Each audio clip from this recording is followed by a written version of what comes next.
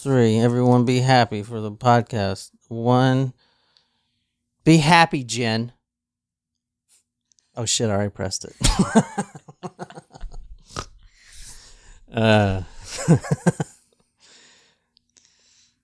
Well, are y'all gonna... What the fuck? Hey, good morning. It's afternoon. It's 1 o'clock. 1:05. What's up, Shram? What's up, Martin? Who else we got on here all ready to go? Happy Saturday. Happy Mother's Day to you mothers out there. Yeah. Call your mom tomorrow. Tomorrow? Yes, tomorrow. I mean, I know that. Just joking. Hey, Natasha, Brandon, Freeze. What's up, everyone? Wasn't Freeze Ray the Arnold Schwarzenegger? Uh-huh. Is that his name, though? In the Batman movie? Yeah. Yeah. It wasn't Iceman or anything? It was Freeze Ray? I don't know. I thought it was Freeze Ray. I don't know. I'm just asking. So, what's up, everybody? Hey, Chris. What is up, man? Lovely day. A lovely day. Mr. Freeze. There you go. Mr. That's Freeze. it. That's it. Yeah, that was one of his worst roles. But I liked that Batman movie. I don't even remember it. My sister was a really huge Batman fan growing up. Like, she was Batman like 3 to 5 years in a row. She was Batman? For Halloween. Yeah, she just loves Batman. That's her jam. Well, there's nothing wrong with that. Aloha, Lauren. What's up? Aloha. That's like from the House Bunny. Hawaiian death metal. Oh, yeah, Val Kilmer. That was a good one, too. Oh, what the fuck? Whose Wi-Fi channel is Lord Voldemort? I sent that to Jen the other day. What, Lord Voldemort? Voldemort modem. Voldemort. That's awesome. I want to know who this neighbor is because I think they're pretty clever. That is pretty cleves. I'm not gonna lie. Hey, Courtney. How's it going? Voldemortem. Modem. It's a good one. All right, what's up, everybody? Hey, John, before we get started, do you have the updated prizes listed on the website? No. Okay. So we do have a couple of prizes now that we have picked trivia back up. So I know I owe Natasha a pack because you threw away the bobblehead, I believe, that she wanted. Lauren needs a prize over across the pond. And Martin is due a prize as well. All right, we do have those games in there too, remember? I know, we've got a couple of things, and you know what else I realized we could be using as our giveaway while supplies last? What? We've got some of our T-shirts. swag. Yeah. So we can totally use that as prizes as well. I don't think we really have like any of the Supremo, like the first one, the digital one, but we do have quite a few of the other ones, so that can definitely The 2021 one? The 2021 one is the one that we have a lot of. No. 2021. 2020. Because it was the God, Vision. Yeah, the Vision. Duh. Damn it. I'm trying to find this Wi-Fi freaking signal. Hey, Desiree. Hey, Brittany. Desiree, guess what? We've got your surprise shot today. Boop, boop. Also, welcome to our newest Supremos. I know that Christy and William joined last week. I just want to make sure I shout you guys out because I think they joined on Saturday. But Cinder Universe, welcome.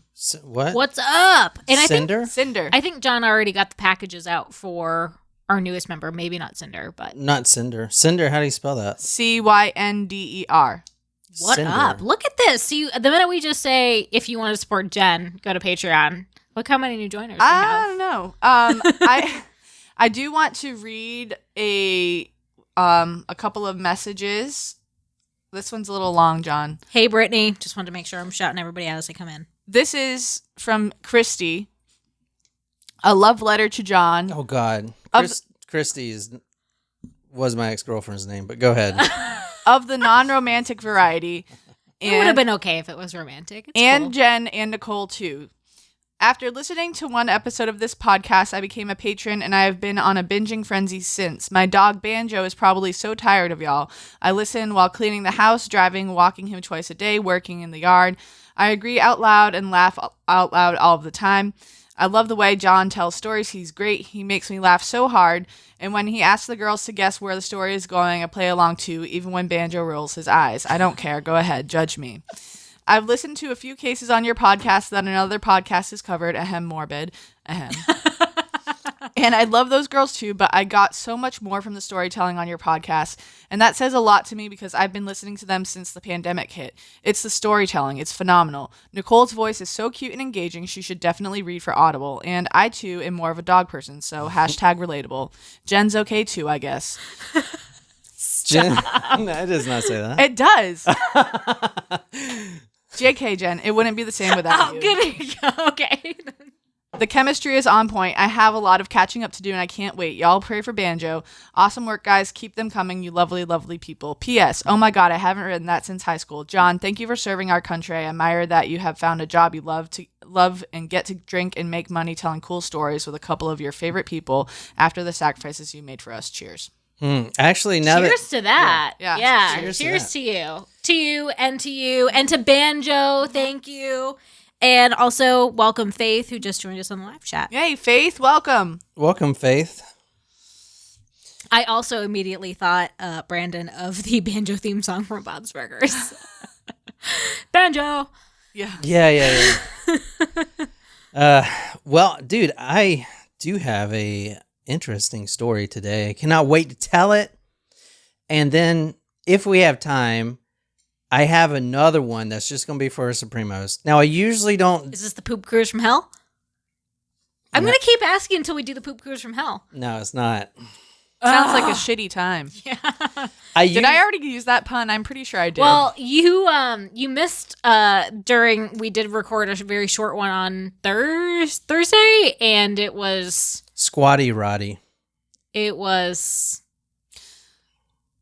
Pootiful. Oh, that makes sense. Okay, that makes sense because Faith sent a message about the potty episode. Oh, there you go. So I was like, "What potty episode? What is she talking about?" What did the message say? You will be It says, glad that you weren't here. In the middle of the potty episode, here locally to me, we have a well-used rest stop in the mountains. When I was a kid, a guy was arrested for being in the tank under the poop seat with scuba equipment, taking photos of girls who use the restroom. I always look when using outhouses. With scuba gear on. You can't make that up. That's amazing. And I was like, I know I drink a lot during these episodes, but I was like, I have no idea what the fuck she is talking about.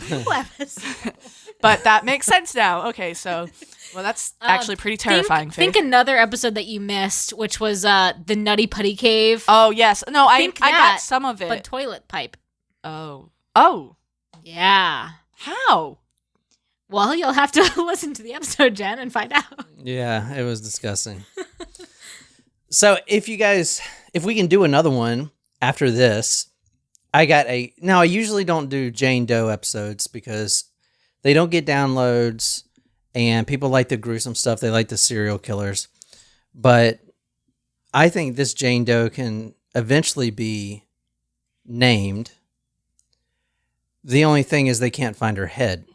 So it's going to be hard to name her. So anyway, that's the story we're going to do after this, if you guys want. Okay. Yeah. So before we do get started, I know we're going to do our surprise shot for Desiree and Andrew trivia. So we will be doing some trivia questions. If you are the first person to get the right answer in the chat, you get a point. When you get to 10 points, you get your prize of your choice. Again, we need to refresh what we've got in terms of prizes that you can redeem them for, but we'll mail them out to you. And the fun surprise twist, if you want to submit a trivia question for your fellow Supremos to guess, if you stump them, you get a point. But whoever gets it right will get the point. Aha. Nice. Cool. Cool. Let me do a little teaser for this episode if you want to. Yeah. Should we do the shot first? Yeah, that's fine. I didn't mean to No, we don't want to kill your vibe. No, that's all right. It's okay Kill My Vibe. Kendrick Lamar. Is that his name? Yeah.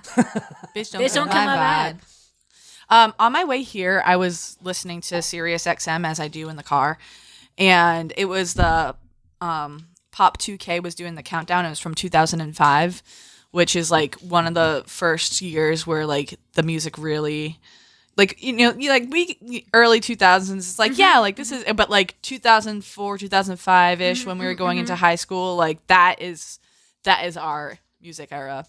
And it was I got out and it was on number 2. So I didn't get to hear the number 1 song from 2005.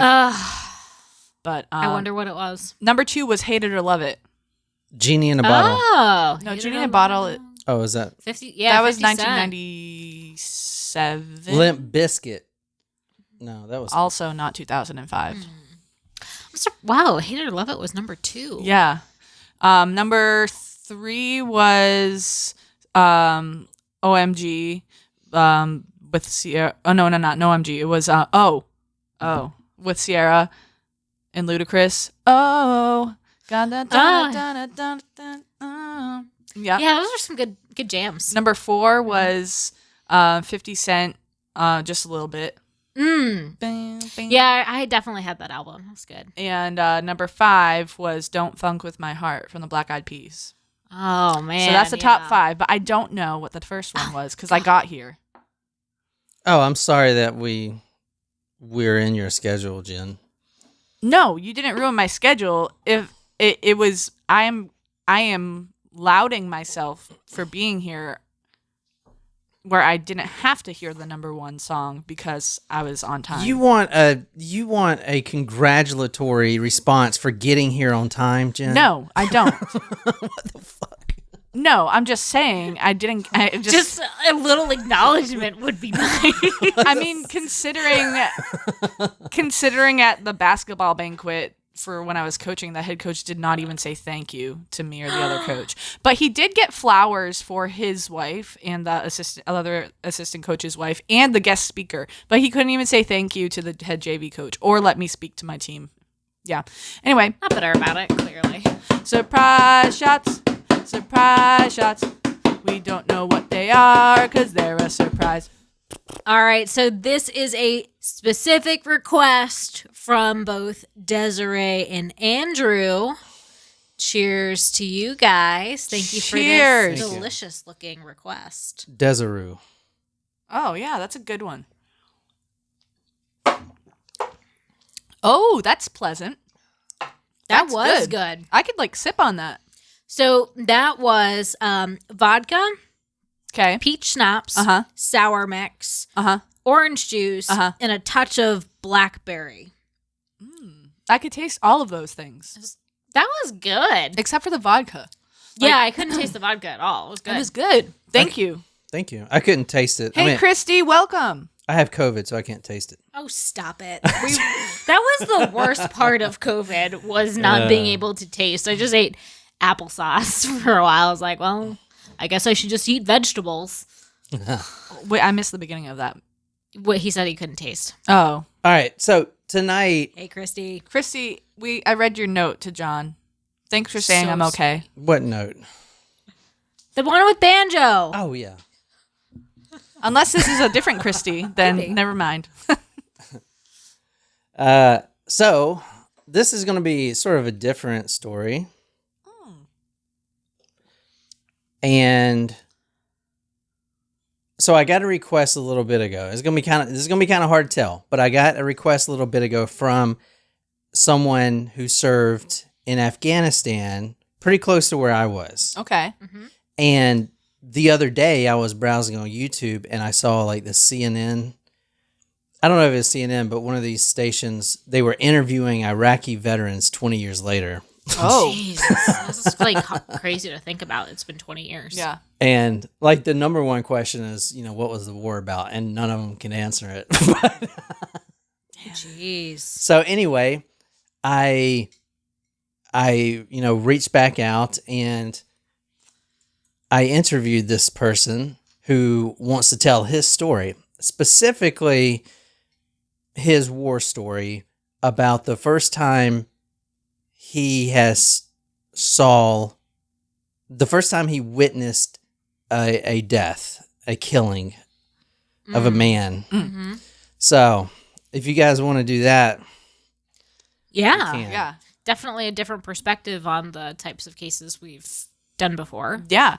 You know, I on Netflix recently this past week a new series came out called Missing Dead or Alive. And it's kind of like 48 Hours, but it follows a police unit, and it actually is the Richland County Sheriff's Department, so up in Columbia. And the first episode, there was the guy that they thought like was responsible for this person missing, which was his mother. He had served in that war. And I was like, and the picture that they showed on the TV, I was like, wow, like in the picture, it almost looked like John, but it wasn't John. But I was like, he was How more. do you know? He was more because they attractive. said, because the person I thought looked like John was the same guy that they were looking at. Oh, so you thought I was the bad guy? The missing- You're taking this out of context. But I was like, I wonder if you ever crossed paths with him. So. I don't know, Jen. You're from the Boston area. So have you ever crossed paths with some random guy in Boston? That was fucked up. I'm running off a little sleep here. Okay. Well, yeah, I'm running off of little sleep too. All right. So, all right. Is that okay for me to do this story for you guys? Absolutely. All right. I'm gonna tell it. So I interviewed this guy who is going to remain anonymous. We're gonna call him Joe Sargent. Okay. Okay. All right, that's his name, Joe Sargent. I interviewed this guy. He wants to remain anonymous, but he's going to. And there's certain information that I'll have to be like obviously opaque about because of the sensitivity of Got it. what he Top told me. secret stuff. I mean, whatever. You're like, oh, don't say that word. The Pentagon is listening. Yeah. So, but apparently this guy was around the same area as I was around the same time. And I think, if I remember correctly, I think I do remember some talkings on this story. But we're going to go to Google Earth tonight, and this is Afghanistan right here. You guys ready to get started? Or Yeah. should we take 7 more shots? We can if it's more of whatever we just had. Yeah, if you can pour it. How long does it take to pour it? How about it? Can I simplify it? Maybe I should just. Oh, you know what? You know what I'll do instead? I'll get the Carafe? peach moonshine and the peaches. Peaches. All right, hang on one second. Peaches.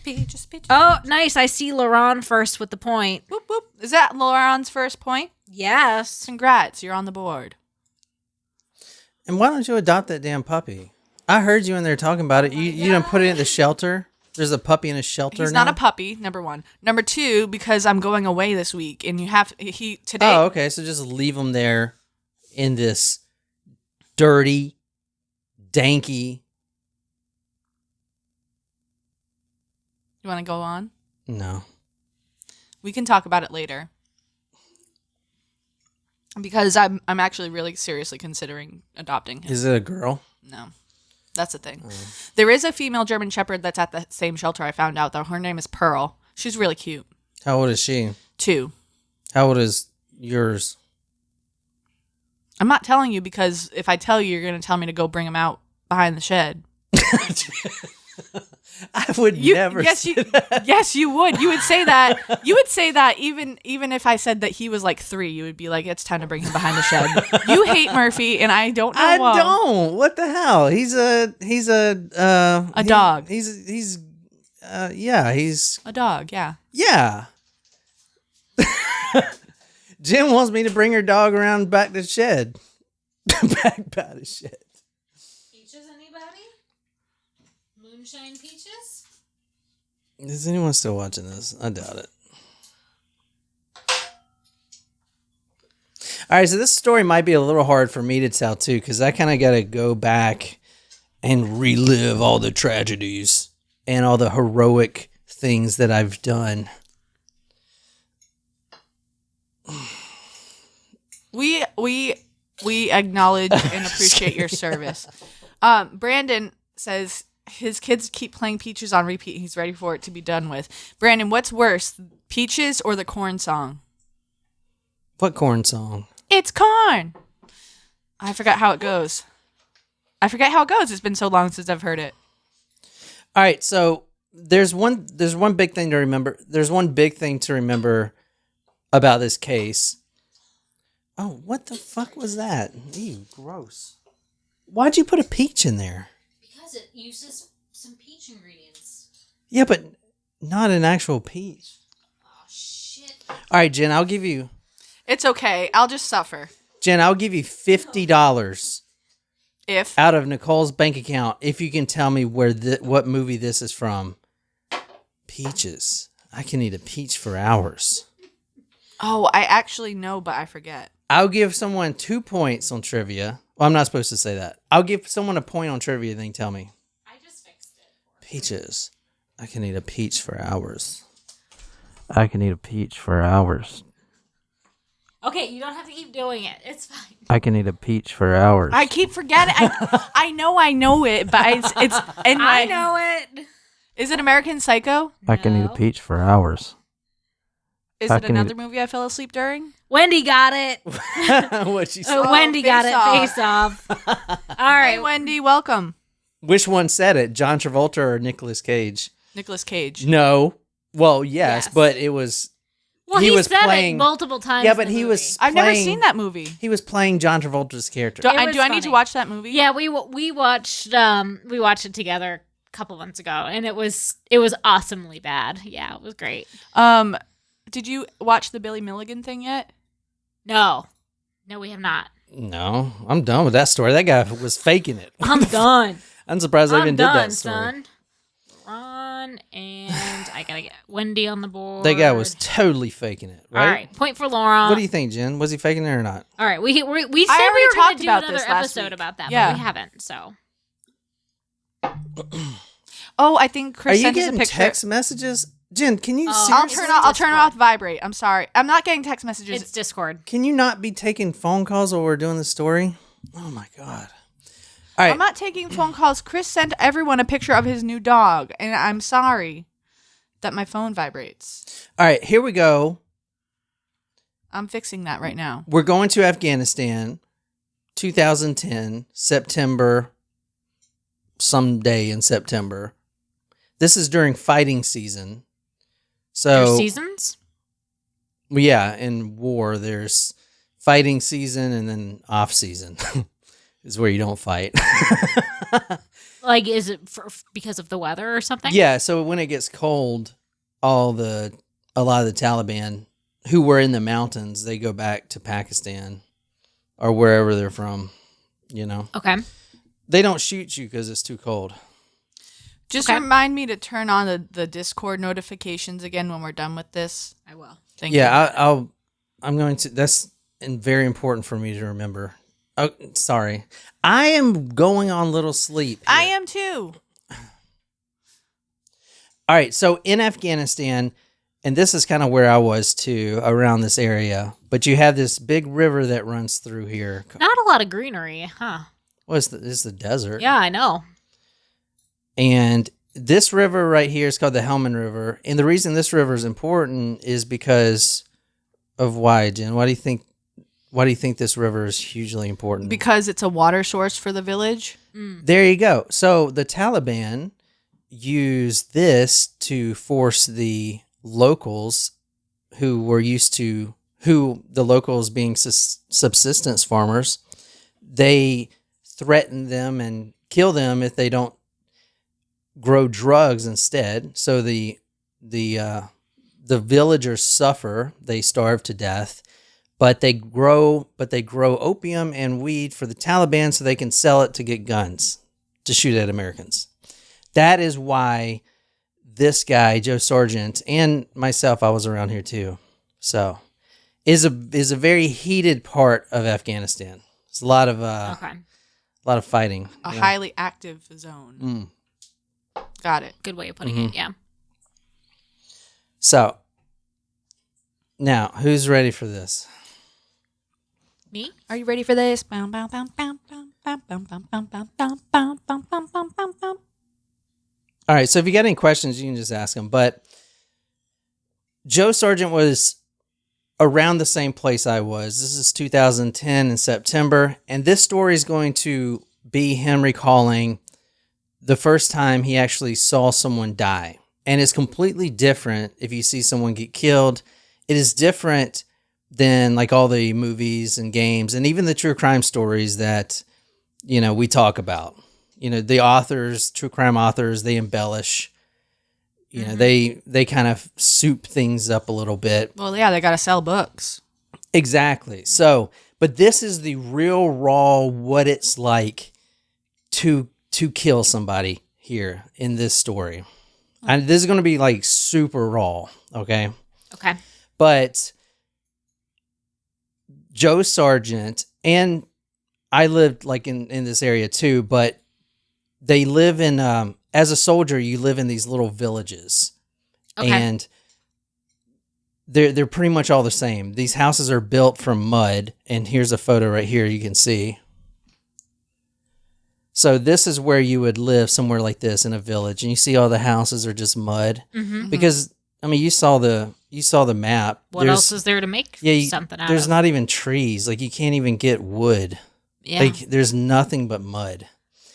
And so this is what they live in, like permanently, mud. Yeah. And they don't have air conditioners. The village that we're going to tonight has no electricity. Okay. They don't have Twitter. They don't have Kim Kardashian. They don't have anything.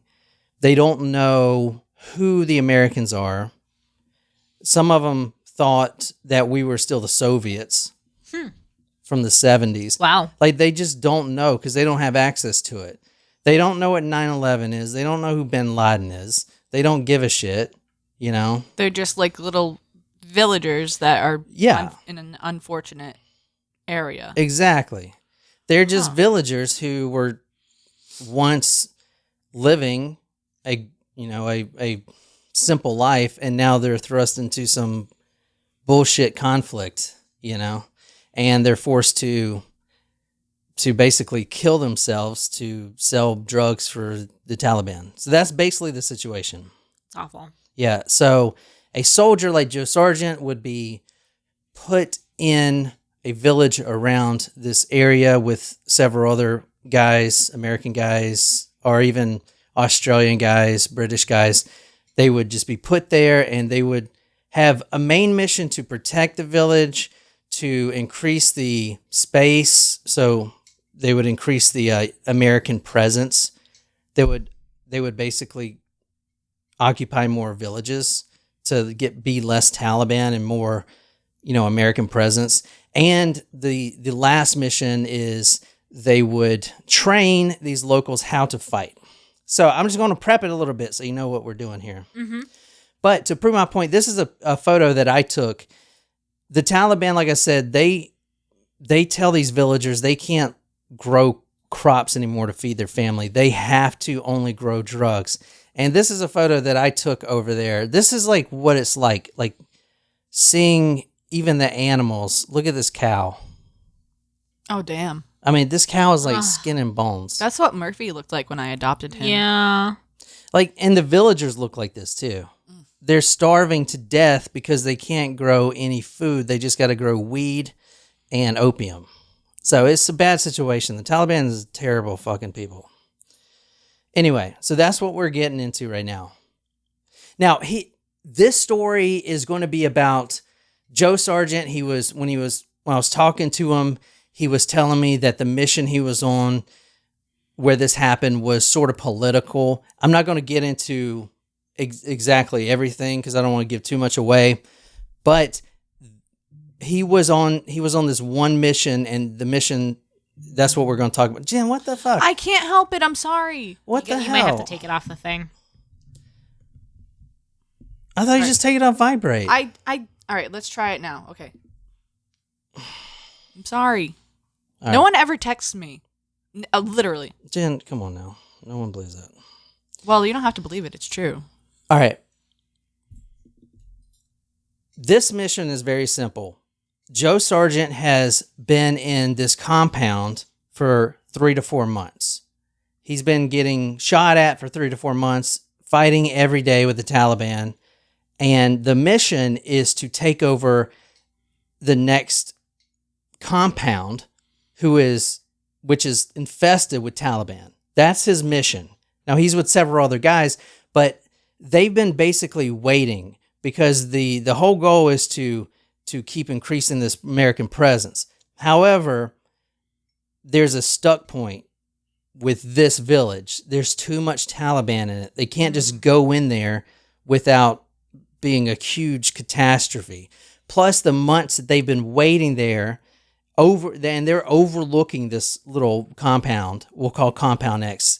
They're overlooking this for months, and during those months, they see what appears to be the Taliban coming in and out and mining the place with explosives, building underground tunnels, and things of this nature, which means that they know eventually Joe Sargent and his team are going to come take it over. So they're getting prepared. So it's like an awkward waiting game.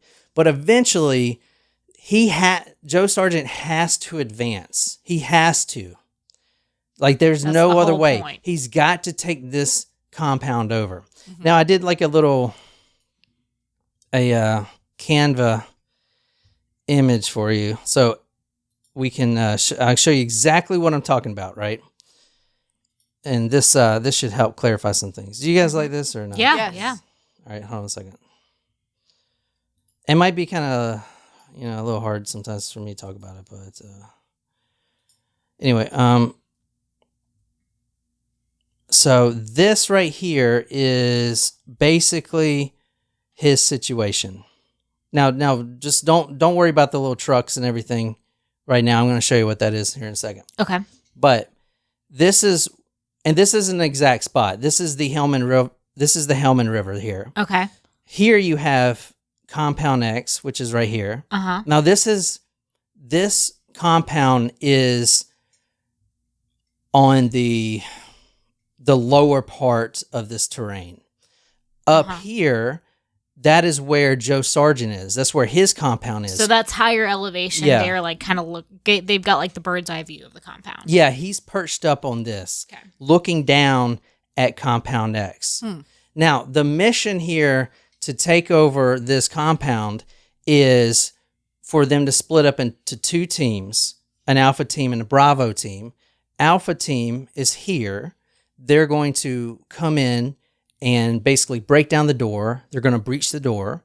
And Bravo team is going, so their compound's up here. They're going to drive their trucks up here and provide support, because for the last few months, they've been getting shot at. Everyone's been getting shot at from up here in the mountains, right? Up here. Okay. So Which is even higher up than Joe Sargent's compound. okay. So Alpha team. So Alpha team is on the same side of the compound during the mission. Just during the mission, yeah. Okay. Everyone's living here Yeah. in this compound here. And then the mission starts at 4 a.m. sometime in September. And that's when you split up into two teams. And this is how it usually goes too. You have a breaching team, and then you have a support team, because we don't want these guys to wake up who are in the mountains and start shooting all our guys down here. So if everyone just went down here, we would have no support.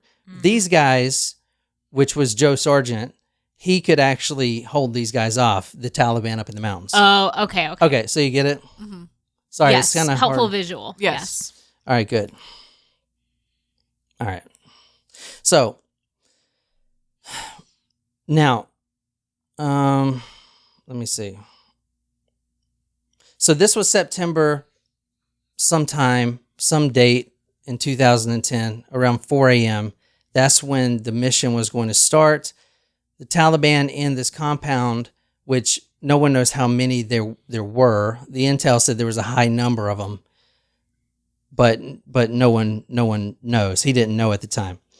So the mission would start at 4 a.m. and that's when the Bravo team would drive out simultaneously with the Alpha team going in to the village. They would breach the door and everything. It would just go smoothly, hopefully. Alpha team would 100% have to kill a lot of people in that compound, since most of them are Taliban. Right. They would kick the door down and basically start shooting any imminent threats. How did they how did they get across the river? Did they just swim across in the middle of the night? Yeah, that's a good question. So they used a barge, but you can actually if you're right here, this is actually not deep enough to swim, so you can actually walk across this. Oh wow. Okay. Yeah. Okay. So you could drive across it too. Yeah, you could drive across it, but they didn't because the sound. This was right. Got 4 o'clock in the morning. Yeah, we're trying to be under. They were on night vision goggles and everything like that. But around here, and this is going to be important too to the story, you can actually cross this whole river.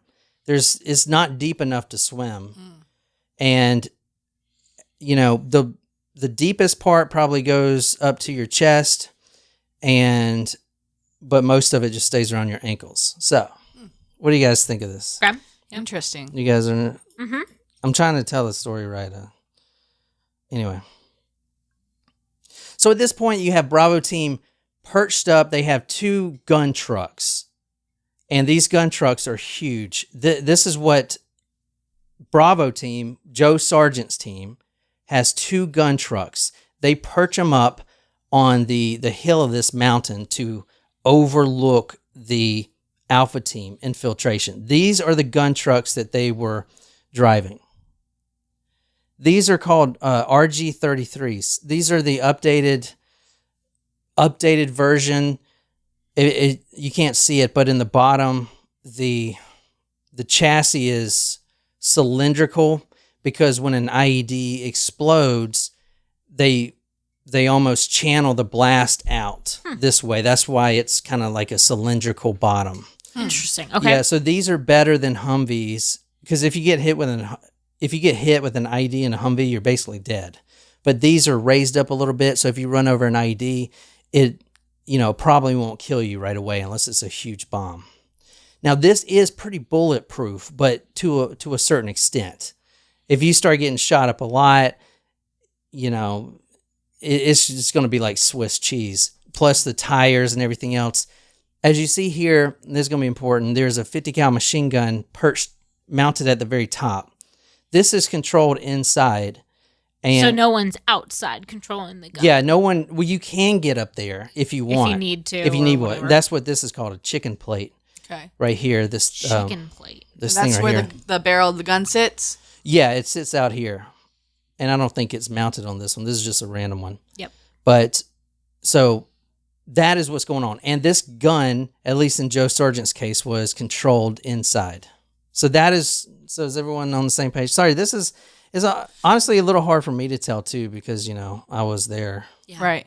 Well, I mean, it's also like I appreciate all of the background because and I think I can speak for a lot of people, like as just a regular citizen who's not familiar with military operations, like we hear about the war, but we don't really know what goes on when we're over there and all these terms and like even thinking about the mission, like how long it takes to prep for one and, how do you practice a mission? How do you plan for everything that can go wrong? So I appreciate knowing.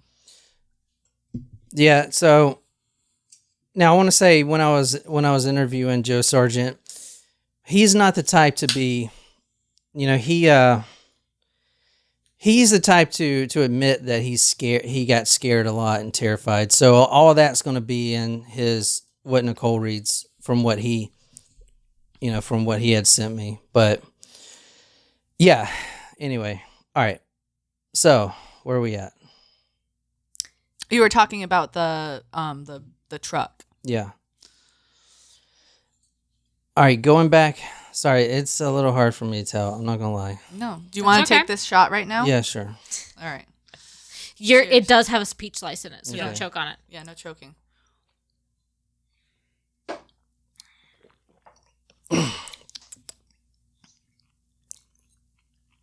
Now go back to here right quick. So this is 4 a.m. The mission, everyone leaves the compound. These 2 trucks, which are here on the map that I showed you, are going to be up here to provide support. They have direct line of sight for the Americans, the Alpha team right here. They are going to infiltrate Compound X. Now, the infiltration process is pretty simple. You kick the door down. And this is pretty much standard how these missions work. You always have a support team, and then who is overseeing everything. That's how they're usually set up. Unless you're like Delta Force or something, you just go in there and kill, So, in Joe Sargent's truck, which was the one to the left, the first one, there were 3 people. There was him, Joe Sargent. There was a JTAC, which we're going to talk about. He's basically a combat controller. And, a JTAC, also known as a combat controller. These guys are the most shot people in the war. Okay. Because they have to have a complete view of everything going on in the war zone so they can direct the air support. The air support needs to know what's going on. They can't just, when they're flying in, they need the direction of a man who can only give them that direction if he's outside in the rain of bullets. Is air support common for these types of missions, or was this because this was like such a big one? Like you said, you were kind of connecting the Joe Sargent was connecting the 2 parts of the. Well, so on these, so Joe Sargent was special operations, and all these people were of some sort of service, whether it's Navy, Air Force, Special Forces, whatever. So it was a joint force. It was just a mixed match of the most qualified people for this job. So saying that air support by itself isn't always granted. You have to ask for it. Even if you're getting mowed down, you're dying, people are getting shot, it may not get approved. So for a special operation soldier like this, they entrust these men to get out of tough situations themselves. Got it. Because they're like the creme de la creme. Yeah, because think about it. I mean, there's missions going on all across constantly, all over the country. Yeah. So air support may not be available. Got it. Okay. And plus, it comes from a central location, usually in Bagram, which is the big base. And that air support has to take, like the helicopters take, I think it was like 7 minutes to get to where we were. And that's a long time if you're getting shot at, So it takes a long time. Plus, you have to like warm them up and everything too, right? And then you have to take into consideration the amount of money that's getting poured into it for fuel and like the lives of the people that are in the helicopters. How risky is it for them to go? Like, I mean, I guess when we first started talking, like, air support, like you would just have people like flying all over anyway, like just checking things out. But that makes sense now. But it has to be quiet. So you call them if you need them. And what's even more annoying about this war, and I've been in situations where this has happened so many times, it is so frustrating. You are desperate for air support, but it gets denied because somewhere up in the stratosphere there's a drone that is from the CIA or whatever who is doing like surveillance that no one can see. It's just so far up there. So they deny it until the drone passes. And it's just so effing frustrating. And that happens so many damn times. Well, I can't even imagine now where the use of drones has like multiplied by whoever knows what number. Like, yeah. I mean, think about, you remember the guy with one leg, the Taliban guy that the last one that I think it was Delta Force went in and killed. Anyway, they were spying on this guy for 2 years, and no one knew it because this drone was so far up in the sky, but they could see everything. They could see through the house. Like infrared, whatever. Yeah, because he was just in this one, they called him like the walking man or something. He was in the top of this little house, this compound, and he would just pace back and forth. So, and they saw him for I would say it was about a year, because this may be a little off, but from what I read, the Delta Force in Fort Bragg, they were the ones that killed this guy. They went in, but they actually built a mock-up compound exactly to scale of the one that they infiltrated. And this was in Pakistan. Wow. Yeah, it's pretty crazy. So they practice over and over, day in, day out for however many months. So when they got there, it was just like, they killed this guy before anyone even knew they were there. Wow. And it was so perfected. Like the Rangers had came and I believe, and they, pulled up just in time, and the Delta Force like repelled from the freaking helicopter and just ran in there and and just were out, man. Crazy. Yeah. So some of those guys are nuts. Anyway, sorry. No, No. good. All right. So at this point, they're all using night vision. There's no lights on these trucks or anything. And the mission is going pretty successfully so far. Now, Joe Sargent's job was to sit by the gunner. So there were 3 people in his truck. There was the combat controller who has all the wires and radios, and he directs the planes where to go. He's the most shot person on the team. And there was a gunner, which sat to the left of Joe Sargent, and then him, and his job was to look at this high definition, really expensive technology, like camera called the FLIR system, where it could see body heat, it could see all kinds of stuff, and it could zoom into perfect detail. So his job was to look at where where they're going to get shot at, if they get shot at, and keep an eye on Alpha Team. So if they get shot at, like they have been for months, he can use his camera to see exactly who is shooting. Yeah, find out where it's coming from. Yeah, because what you want to do on a 50 cal is just kind of shoot in that general direction. You know what I'm saying? Yeah. So that was his job. The other truck, there were 2 people in that truck. There was a special add-in, which was some officer type. And that's why this mission was sort of political, as you'll see. And then there was a gunner. So those are the 2 trucks. All right, is everyone kind of clear? Sorry. Mm-hmm. I'm like, All right. So he was telling me that it was eerily quiet, 4 a.m., and it always is eerily quiet in the desert. There's no insects making noises and stuff like that. But he just had this weird feeling that something wasn't right. He says he remembers how dark and quiet it was, and that they were using night vision to navigate. And Joe Sargent was actually looking at Alpha Team. They were in a single file line. And So Alpha Team was behind or in front? No, Alpha Team was... They're Alpha across Team. the river. I always got Yeah. confused about the other Alpha you were talking about. Yeah. Sorry. So Alpha Team was actually progressing towards the front door of this Compound X. Okay, got it. And they were in a single file line, and everything was going great. No one was awake. No one was shooting. They didn't even know we were there.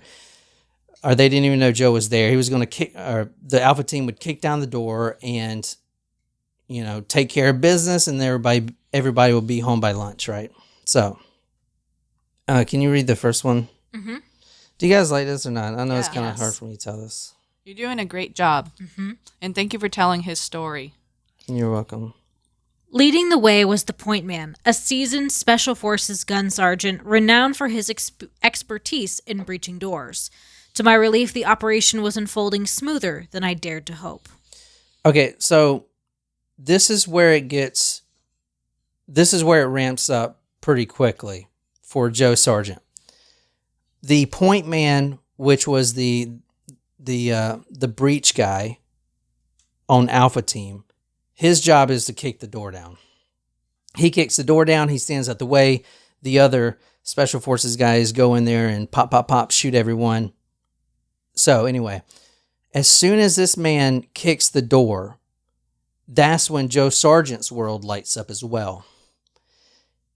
This guy kicks the door. There's a loud explosion. It's tremendous.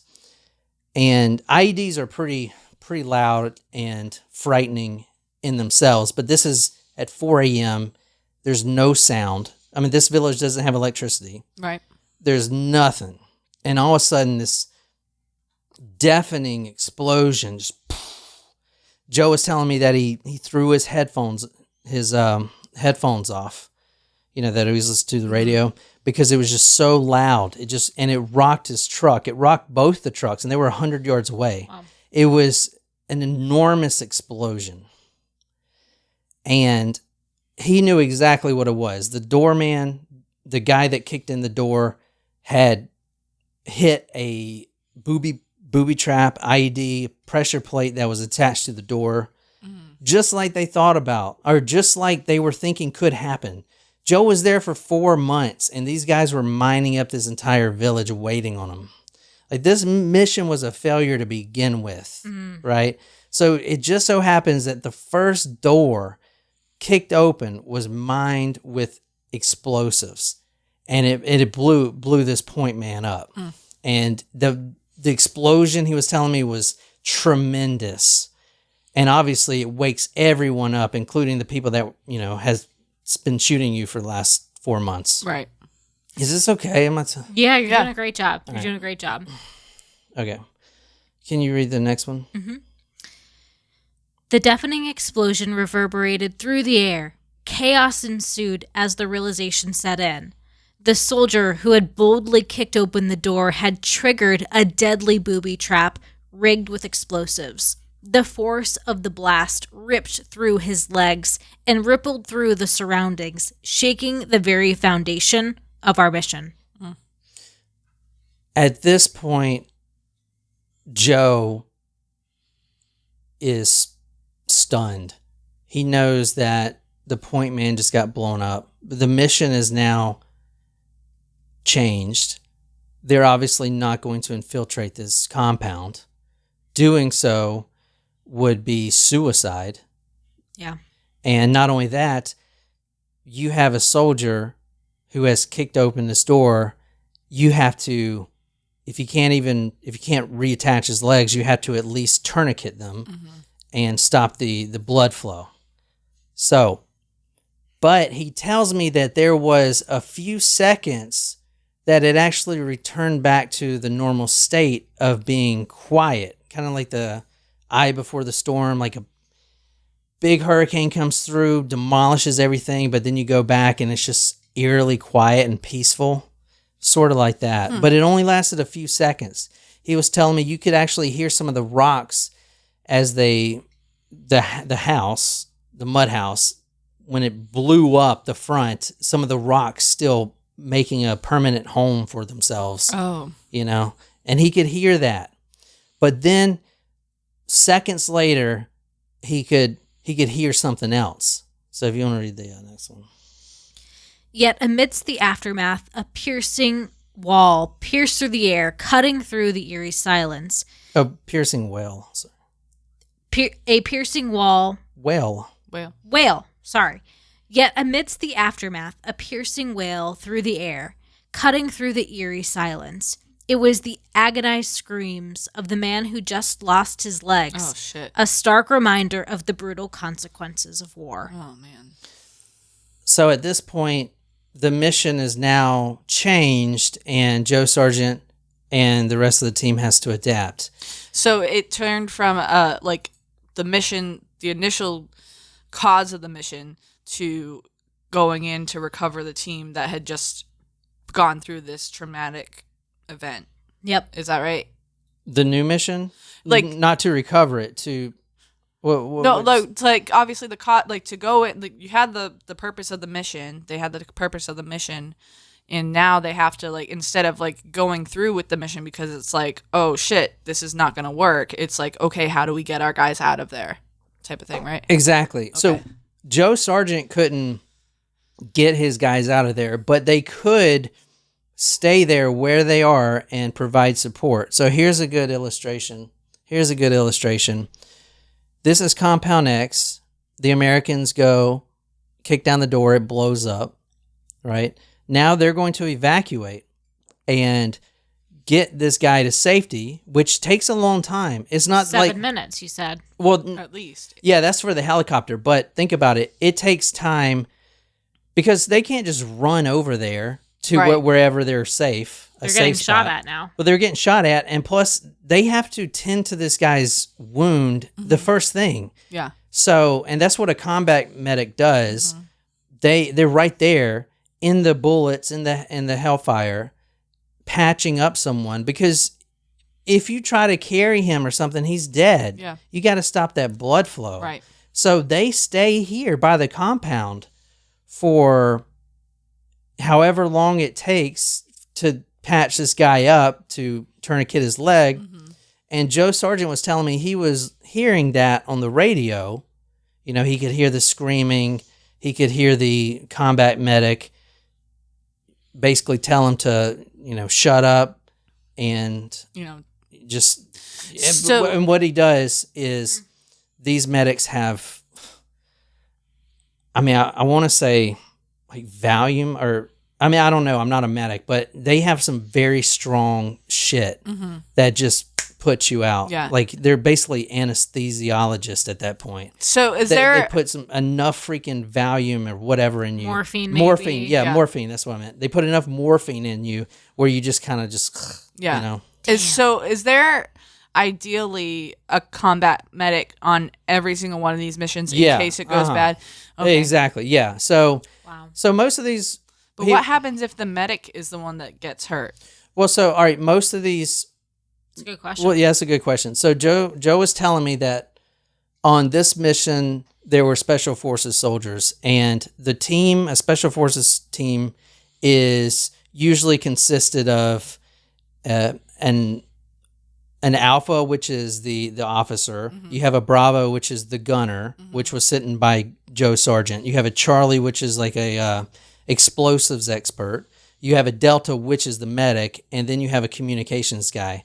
And you usually have two of each, usually a senior and a junior. Okay. So Like a backup type thing. Backup, Yeah. but not only that, the most important thing is these teams are they all know each other's job. Got it. So yeah, this I think it's interesting too that they call him Charlie too, considering, you know, like the Vietnam reference to the Viet Cong. They called them Charlie, didn't they? I think so. so like all right, if the medic was the medic would never be the point man, number one, Right. because of this. But They would be like Probably like Yeah. towards the back. yeah, if he got shot, then the Bravo or whoever So they knows all- enough Okay. to grab in his medic bag, and he knows exactly where that morphine is. He knows exactly where that morphine is, and he knows to stick him with it, and he knows how to put a tourniquet on. Like everyone that goes over there knows how to put a tourniquet on. I Okay. still got a bunch of tourniquets actually. I knew at one point how to put a tourniquet on when I was going through athletic training school, but don't I ask me would how know to do it how now. to. I mean, I guess like in practice you would Use anything in you can. theory, yeah. Like but I would never know how to do it with like a kit or anything like Yeah. that. So loud explosion, quiet, and then the screaming of a man who just lost his legs. I can't even imagine that. So- Especially if it's like all mic'd into you.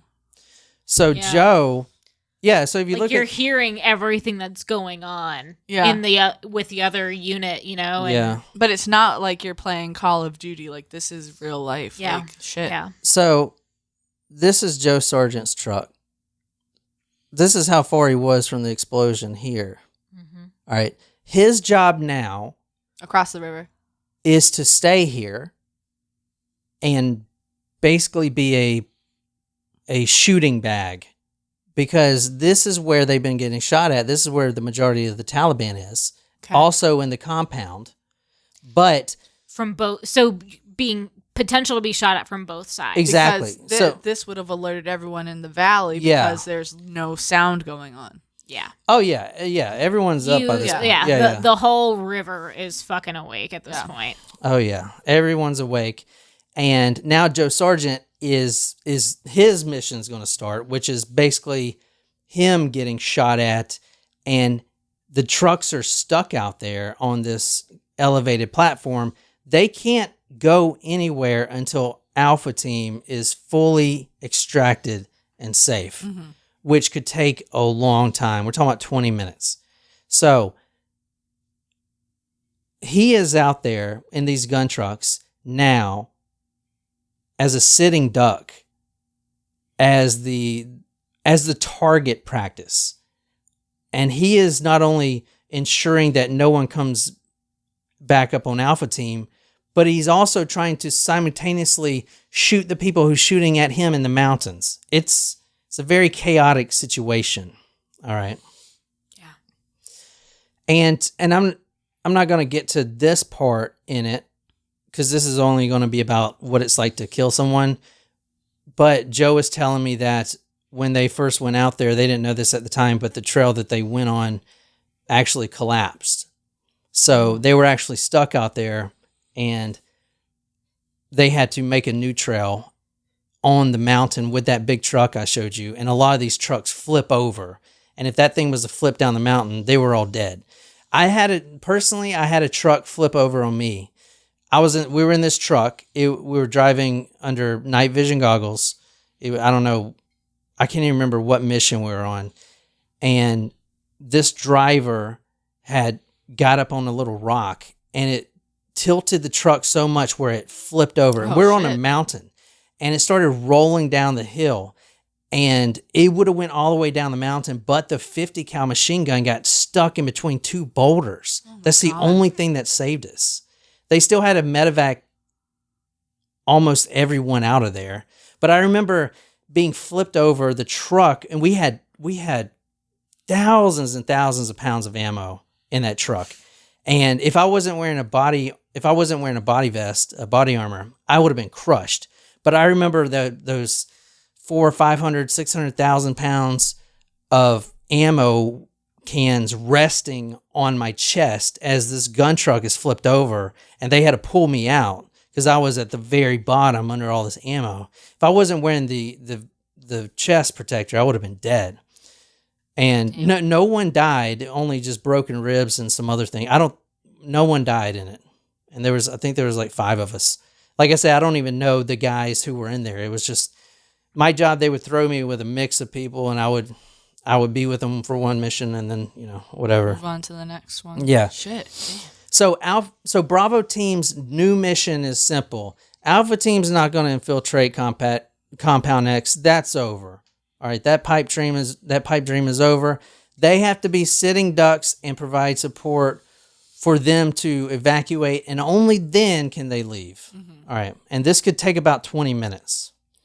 Which doesn't sound like a long time, but when you're in the moment and there's people firing at you from everywhere, that is a long time. Yeah. Do you like this? Is this okay? Yeah. And if you can't imagine that, just imagine like you have to pee so bad and you're stuck there for 20 minutes, you can't go, but times like 1,000 because people are literally like trying to kill you. But I can't speak to that because I wasn't there, so I don't want that to sound like, but I'm just trying to set a scene. But I wasn't there. Let John set the scene. You can cut that, John, because that sounded really bad. I wasn't there. Can I have a beer? No, I didn't mean in that situation. I mean what it's like in that type of situation. I will refresh. Can I get anybody else anything? A bottle opener. Yes. Also, anything else? No. What do you guys think on live chat? People are still watching this? Yeah, everyone is really enthralled with this story. Everyone is pretty much commenting thank you for your service and just how appreciative we are about the... Oh, I'll have to tell him y'all said that. I don't think he's on here. I had asked him if he was going to listen to the episode or watch the live stream, and he told me he didn't like war movies. But not it was funny, but I know what he meant. Yeah. He's got PTSD. Yeah. He doesn't want to relive it. That makes sense. This was like a therapy almost, Yeah, for sure. Well, next time you see him, just let him know that everyone is rooting for him. Yeah, I will. That's awesome. I'm waiting for a beer and then we can continue. So on the next episode, I said it's a Jane Doe, and that's for Supremos only. We're going to try to figure out who it is. It's a female. We know who killed her. We know how he dismembered her. And we just don't know where the head is. And the killer is still alive. He actually never confessed to where the head is. And the story's nuts. Do you guys like that or not? I mean... Back to my old self. No one likes when their head is dismembered from their body, but yeah, it sounds great. Nearly hit his neck. Yeah. All right, John, please. So back to the story. At this point, luckily, Joe and the other truck has a 50 caliber machine gun on it. Hang on. Brandon wants to know, what kind of TQs do you still have, John? Cat? SOFT. SOFT? Softy. Like, what kind of tourniquet kits do you have?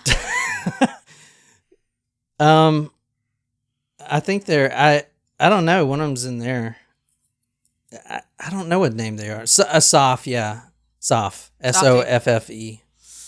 I think. I mean, we got them issued. I mean, I never bought my own, but they're just the black ones, and they have this little bar on them. You basically put it around someone's limb, above where it was severed, and you tighten it as. Like in that situation, you just want to tighten it. Yeah. Don't worry about how much, just fucking tighten it as much as you can. And then the tourniquets I have actually have a little bar. So it's Velcro. You tighten it, snap the Velcro, and then this little bar twist and it tightens it even more. Is it almost like a ratchet? Yeah. Yeah. I think I know where I'm. Yeah, it's in that guest room. Yeah. I can maybe grab it for the next episode and show you. I don't know why I kept it. Maybe if Jen stuck her finger down the drain or some shit. That was my sister. The garbage disposal. Yeah. All right. I have a garbage disposal at home, and I am always terrified of using it. I don't really use it too often, especially because it's not good for the pipes. But what do you mean the garbage disposal? You're supposed to run it so you don't have food sitting there. Yeah, having food sitting there is not good for the pipes. Who is telling you this stuff? No, I mean, like, I don't put stuff down it intentionally. Well, certain things are not good for it. Yeah. Grease, eggshells, coffee grounds. I don't put any of that in there. Yeah. We learned the hard way on that one. we certainly did. I remember that. Yeah, coffee grounds, yeah. Yeah, coffee grounds and eggshells did it for us. I remember, like, shortly after, I didn't know that the eggshell was a bad thing, but there was one time you were like, eggshells are not okay. And I was like, noted. But lemons are good for it. Make your house smell good. Mm-hmm. All right, so Joe Sargent is now getting shot at from every direction, him and his counterpart, the other truck. But luckily they have a 50 cal machine gun, which is this thing. Wow. So the purpose of this thing... Look at those bullets. I know, right? Don't you have like a 50 cal pen? Or it's maybe not 50 cal, but it's like a bullet pen? Yeah. Is it the size of a 50 cal or smaller? Yeah, it's a 50 cal shell. It's the size. Is it in here? I don't know what happened to it, man. I thought you had it on your shelf. Did I? Who knows? I don't know. I thought you had it on your shelf. He did for a while. I don't know what happened to it. It's a large. Yeah. I couldn't imagine like that penetrating. So, yeah. That's not what she said. Dude, they That's not what I meant. I meant like coming into... I know, but you had to use the word penetrate. I'm sorry. And something large penetrating you. And explode. It doesn't... All right, so like... So it goes into the... You can't make it better, but all right. So like the bullets, and I think I've asked this question before, like it has explosives in it, right? Gunpowder, right? Yeah. Mm-hmm. And so like when it goes into the thing that it was supposed to go into, does it expand, or is it just like mix the hole that it was like? I don't know. Never mind. Just move does on. it cause an explosion, or is it just a very large hole? I think is what she's asking. Yeah. Oh no, they don't even put holes in someone. They just eliminate parts from them. They're real big. Like 50 cal machine gun is for shooting down airplanes and stuff. Oh yeah, well I guess because it's a large projectile. Not necessarily for shooting people. They're pretty inaccurate as far as grouping, right? So if you shoot a 50 cal, or if you shoot like an M4, you can group it pretty accurately. So what is an M4? you can shoot like the same, like the ones that all the school shooters use. Great, irrelevant. No one in this room has to worry about that. An AR-15 is the same. Okay. Yeah, so you can group it. You can shoot like the same spot multiple times. If you're good. 50 cal, you can't do that. You just shoot in a general direction, and it kind of goes where it goes. Yeah, it goes where it goes. But if it hits someone, it'll destroy them. Oh, but it's great for like shooting trucks and stuff, blowing up trucks. It's meant for like large targets. Exactly. But the most important thing is, and I can attest to this too. I didn't realize this until I got there. The 50 cal is good for something other than killing people. You want to take a guess what that is? A dildo.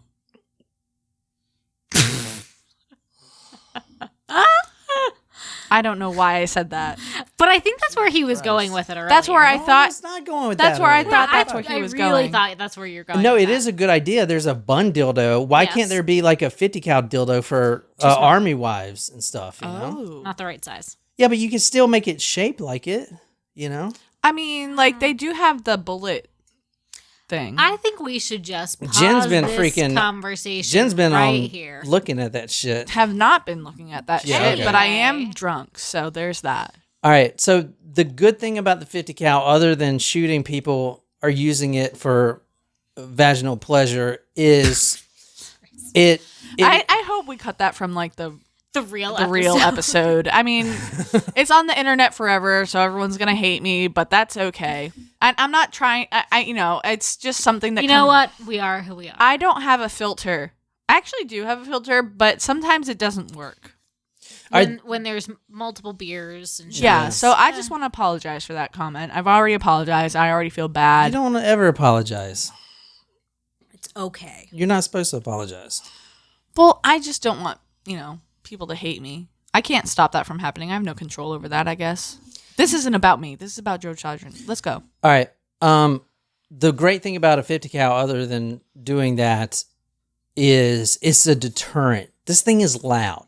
This thing is massive. This thing commands attention. When you shoot a 50 cal, even in the general direction of someone shooting you, you can pretty much be assured that that person will no longer be shooting at you while you are shooting this 50 cal.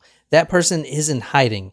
It is scary as hell to get shot at with a 50 caliber round. It is extremely loud. And you don't come out of your little hole in the mountain and start shooting when that thing is rocking. So the most important thing Joe Sargent and his crew and his Bravo team can do at this point is keep those 250 cal machine guns rocking the whole time. Even if there's not a clear target in sight, you're getting shot at from the mountains, shoot at the mountains. It doesn't matter where. If you're shooting, they are not shooting. That is the primary thing right there. I'm telling you, no one shoots if that 50 cal is rocking. 100%. Well, that makes sense. It's just too... getting shot at with like an AR-15 or like even a little bigger round, like a 7.62 round, which is a little bigger, like that's scary, right? It pops and whizzes by your... There's a 62 round? No, never mind. Sorry. Never mind. I'm sorry. To get shot at with a smaller caliber is kind of scary. Like it pops by your ears, it breaks the sound barrier and stuff like that. But getting shot at with a 50 cal round is enough to give you a heart attack right there. It is just it's too much. And you don't shoot back when someone's shooting at that. What is the largest, like, other than, I'm not talking about a cannon. Yeah, like a bullet. Like, I'm not talking about a missile. Like, is the 50 cal the biggest, trigger? Well, how bullet? big do you need, Jen? Just answer the question. All right. So anyway, What is the answer? fuck, I don't know. Okay. I guess like a rocket. No, she smaller means than a rocket. She I means don't know. like, Ask Brandon. that's a bullet. Not a pocket rocket. All right.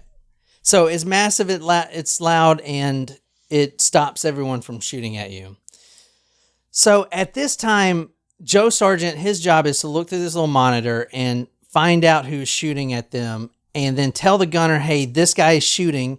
Shoot in this direction, because the gunner can't actually see anyone through his sights, right? That's Joe Sargent's job with this high-powered camera. Okay, you understand? So that's his job. Got it. All right, moving on. He tells me he couldn't actually see any enemies shooting at him. They just started shooting at the mountains. But the most important part, like I said, is keeping the 50 cals running the entire time.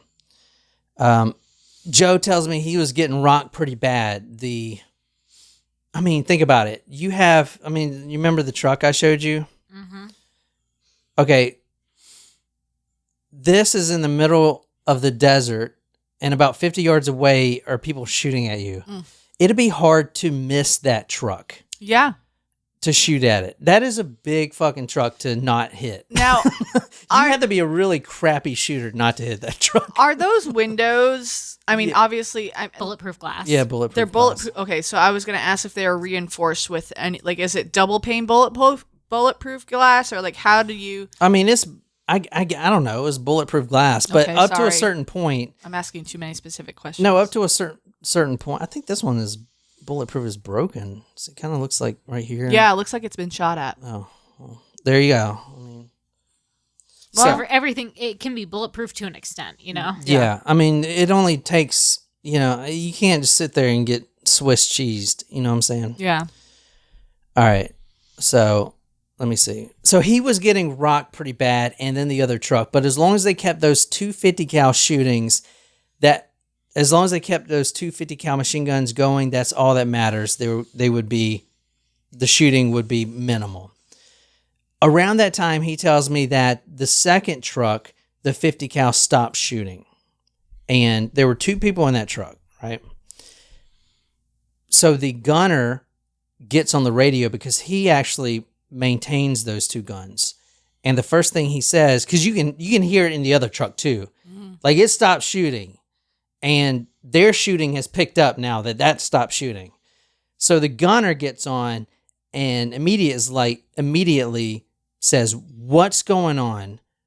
Why is this gun not rocking? What is going on?" And he knew that it wasn't a mechanical thing because he's a perfectionist, and he made sure that gun was good to go, right? What had happened was the gunner of that truck, who was a highly trained special forces operator who has been in for nearly 20 years, had frozen in fear and shock. He just stopped shooting. So you have this butterfly triggers where you shoot with the gun. Yeah. He just stopped shooting. It's not mechanical. There's nothing wrong with the gun. He just couldn't shoot anymore. Right. For whatever reason. And that's just fear and just... It overcame him. Yeah, adrenaline. It was just too much. It just shut his brain down, and he was just frozen. And that is a bad thing because then the enemy is going to shoot more. You know what I'm saying? So this is not a good thing. So can you read the next one? As we sat in the truck, 2 of our comrades positioned beside us, we never anticipated the freeze-up that overcame the man. It was an unexpected turn of events. Just another element that went awry. Call it Murphy's Law in action. Murphy's Law. So Murphy's Law is like anything that could go wrong will go wrong. Which is why one of the reasons why I named my dog that, actually, because that happens to me all the time. Yeah. Like yesterday, I was at the soccer game, and of course, like, it literally started pouring. Like, my shoes are still wet. Like, I was outside in the rain. But it was a state championship. I couldn't go home. Yeah. Like, we won, so congrats to our soccer team for that. Also, I stepped in gum. Like, all this shit happens to me. You can't make this shit up. Like, you really can't. I'm sorry. I'm taking away from Joe Sargent's story. But, like, that's why one of the reasons why I named Murphy. Quote, "The amount of bullets raining down on us was inconceivable. We were sitting ducks, but our orders were simple. Wait till Alpha Team is safely extracted." Joe says things got even worse after that when one of his fears came true, which, they had the 50 cal rocking. One of them is now stopped. The Taliban shooting at them pulls out one of these. That's a large gun. It's a very large gun. Ooh, Is that also 50 cal? It is bigger than a 50 cal round. Oh, really? It's called Well, there you go. 50 cal's not the biggest. Yeah, so that answers my question. This is why I hate Russians, because they left... Well, the whole Ukraine thing. I heard the war is ending soon and over there. That's good. Says who? Putin? I don't know. Some article on some Says the website. Russian Times. What the fuck? And that's what they call propaganda. Yeah. What the fuck? It's ending soon.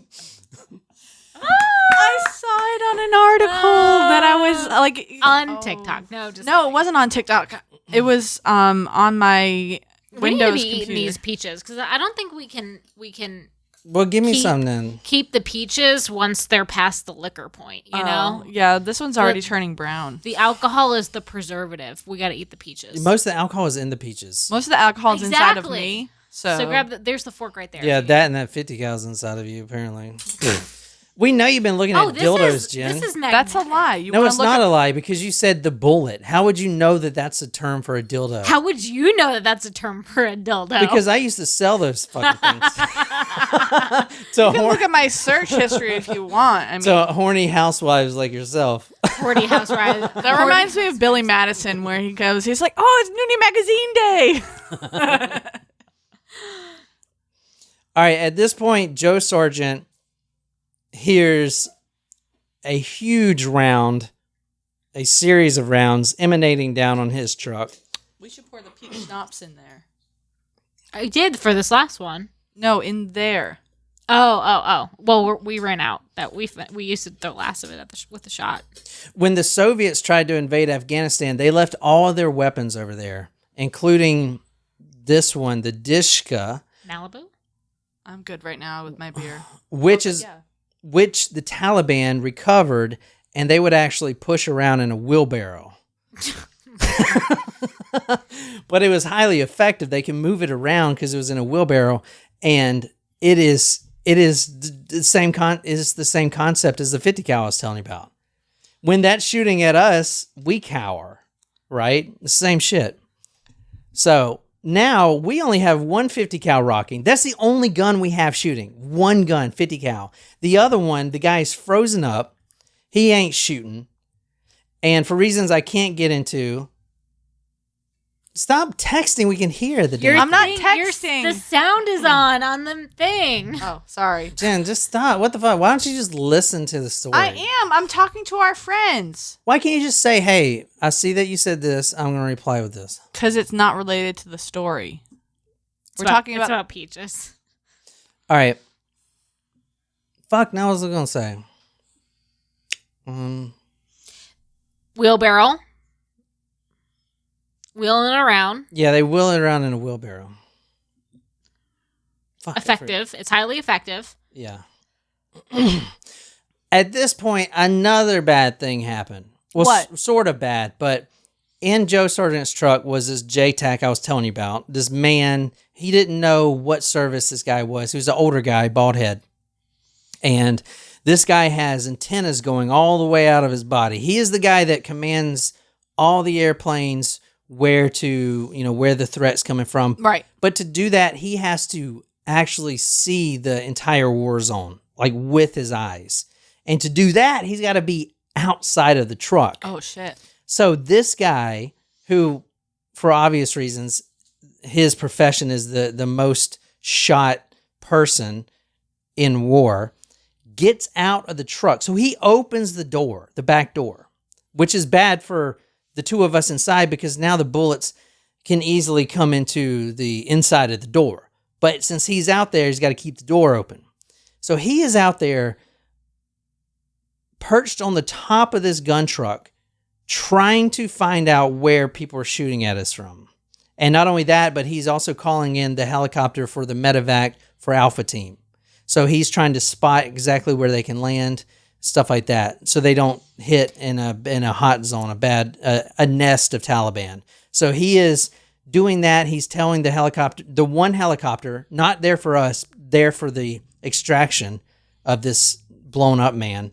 He's telling him where to land. But to do that, he is outside, and now the bullets are actually coming into the truck because they're ricocheting out the door. So, like for Joe, I mean, how is he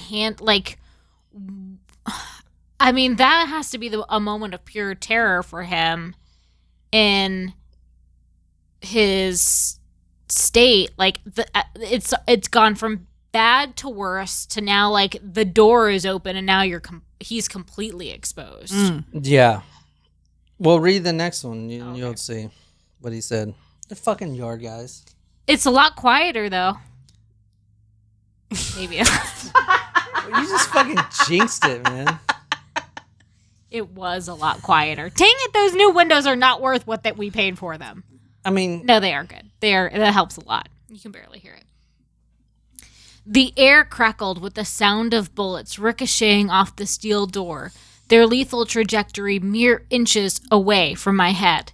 Every ping felt was more nerve-wracking than the last. I fought to maintain a facade of composure, attempting to ignore my own impending doom. he says he remained fixated on his screen. His eyes were scanning, so focused and trying not to focus on the fact that rounds were now coming into the truck. So focused on the screen, trying to find any of the hidden assailants that were shooting at him. So what do you think, Jen?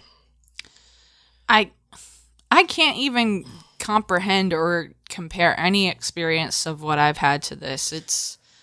It's bad. Like, I mean, I know that people say thank you for your service, but like when people say, I feel like we've as a country been conditioned to say that. I don't think that when people say thank you for your service actually realize what these people have been through and have actually put themselves on the line. And what do you mean these people? The other, she's being funny.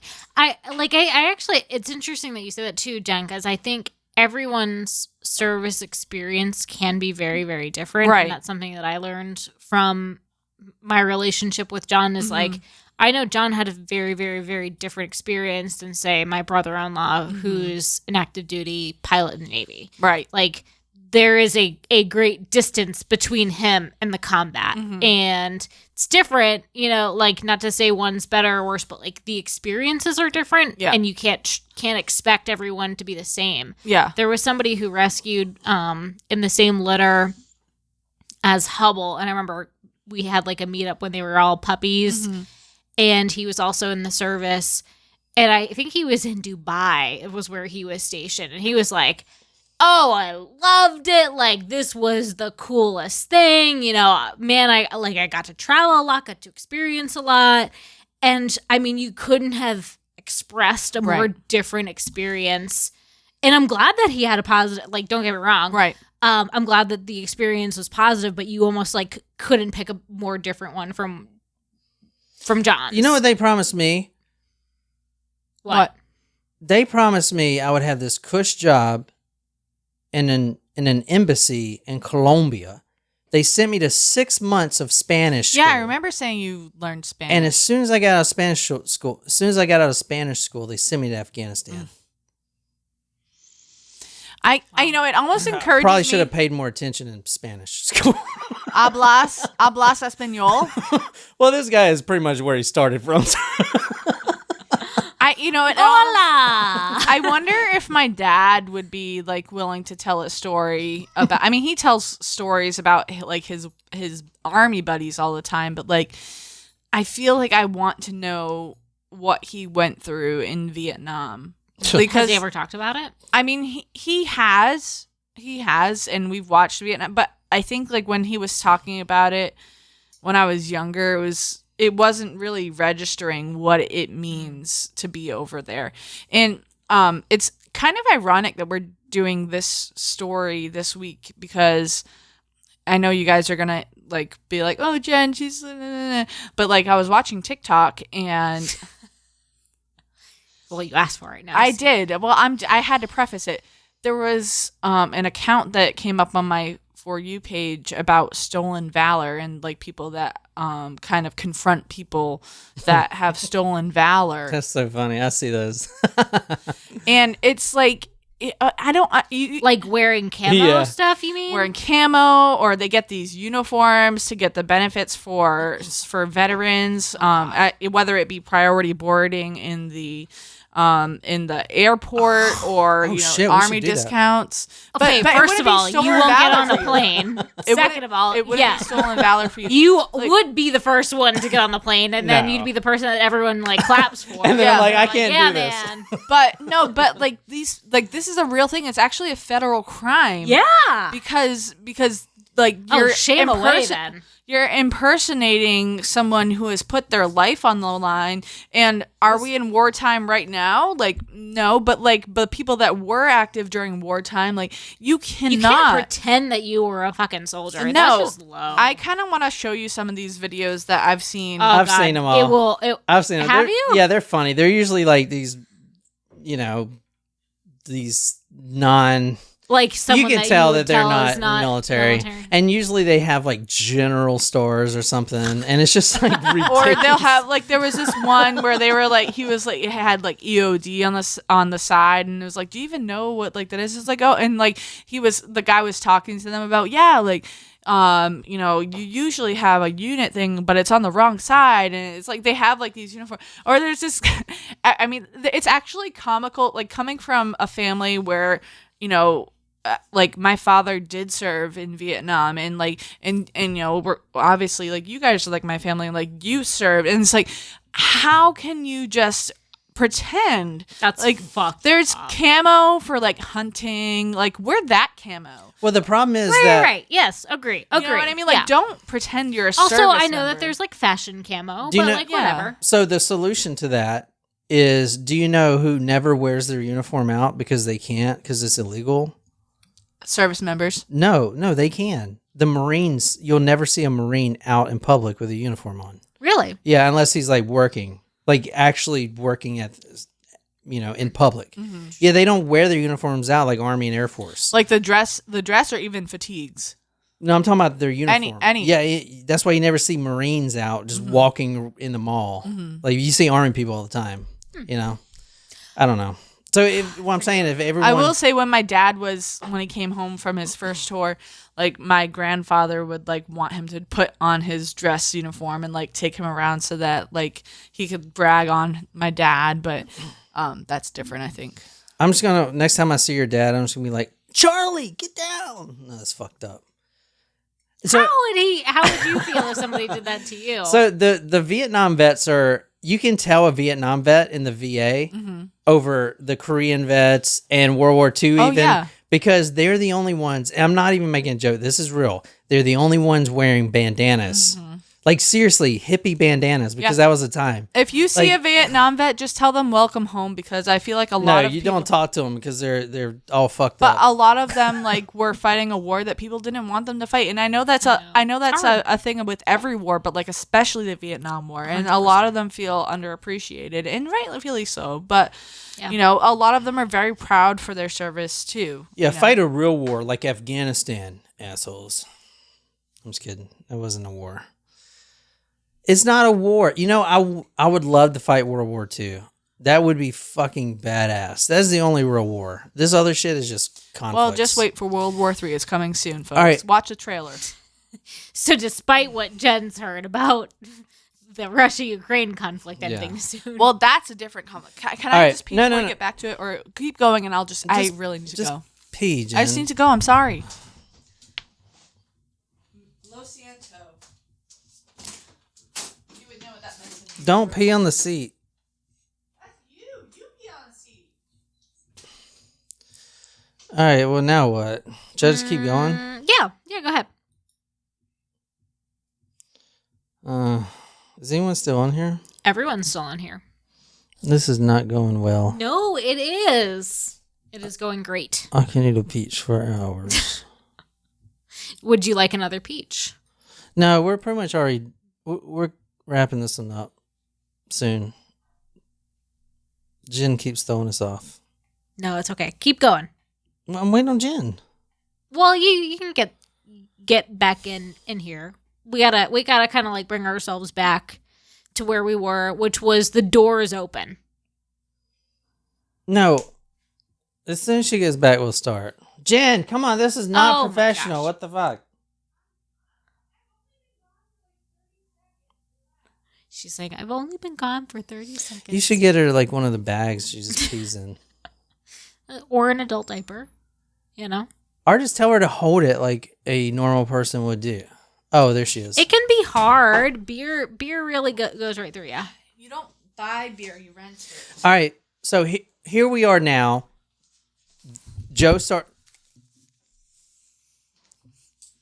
Just let me know when you're ready, Jen. I'm ready for you whenever you're ready. Joe Sargent is getting shot at. There's only one gun working. And then he sees something. He sees a man coming from the village.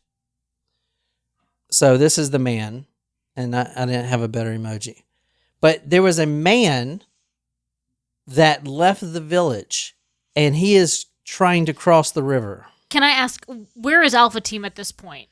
They're by the helicopter. They haven't extracted yet. Okay, but they're going to the helicopter. Yeah, so they're and right the here. fire is where the guy is with his legs, or no? No, more? Jen. Yeah, they just left That's them there. that's the compound. They're bringing everybody to the helicopter site. Yeah. So Got it. then,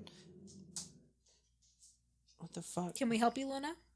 Joe Sargent sees a man running across the river.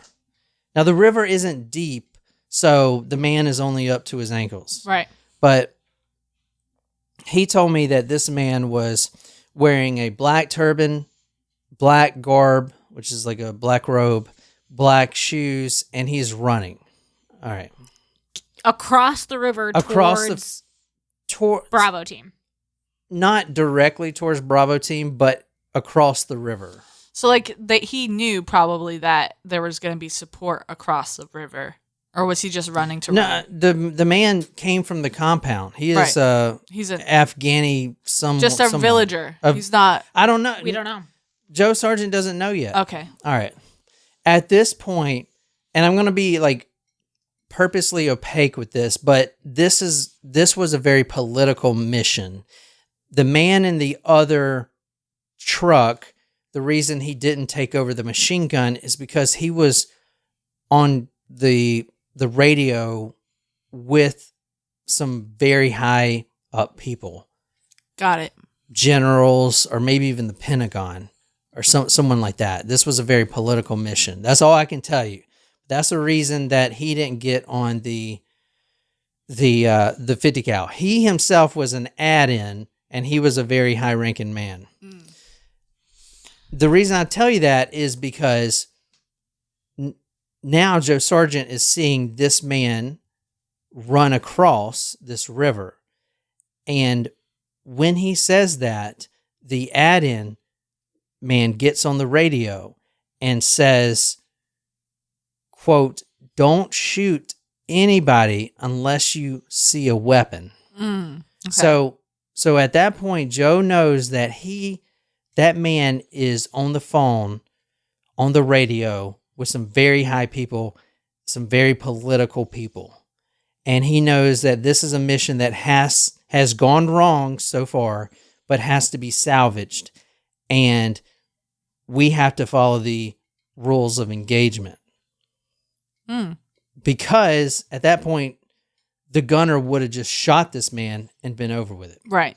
But now there's rules of engagement that are strictly enforced, which is crazy because Joe Sargent is out there getting overrun at this point, thinking he's about to die. Everyone's about to die. And this man cares more about the rules of engagement, which the Taliban would never follow anyway. They'll shoot medics. Like, you're not supposed to shoot a combat medic. Mm-hmm. They don't shoot at you, but the Taliban will shoot them. The Taliban will shoot combat cameramen who aren't shooting at you. They're just taking pictures. Like, they'll shoot anyone. They don't care. They'll shoot women, children. I mean, anybody. Well, I mean, they strap bombs to children and women, so that's a problem too. But yeah, luckily that's never happened to me. So, but over the radio, he hears this: "Don't shoot anyone unless you see a weapon." So can you read the next one? It felt surreal, almost absurd. We were in the midst of a life or death situation, our lives hanging by a thread, and yet his focus seemed misplaced, fixated on bureaucratic protocols. Now the gunner sitting beside Joe Sargent puts his sight on this man, but he can't shoot yet because it's up to Joe Sargent to tell him whether or not this man has a weapon.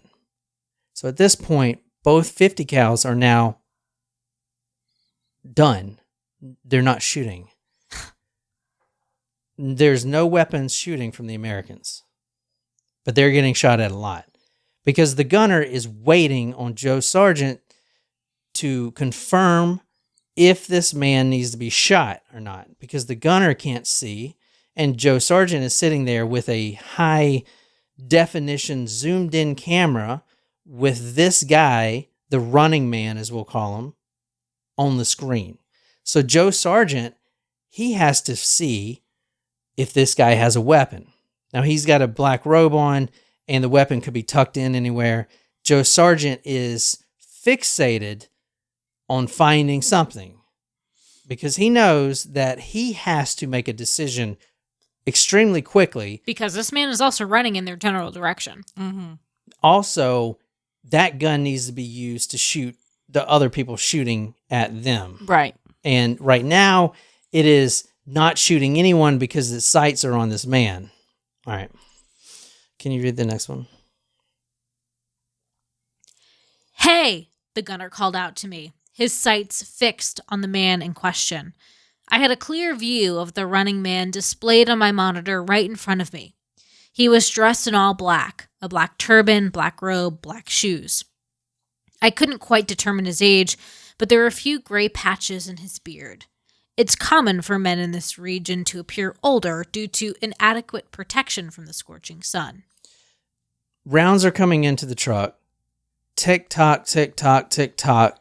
Joe, you need to make a decision. You need to see, you need to get this gun rocking. Either say yes, this guy will be done, or no, and the gun will be shooting other people. Either way, the gun has got to get back online.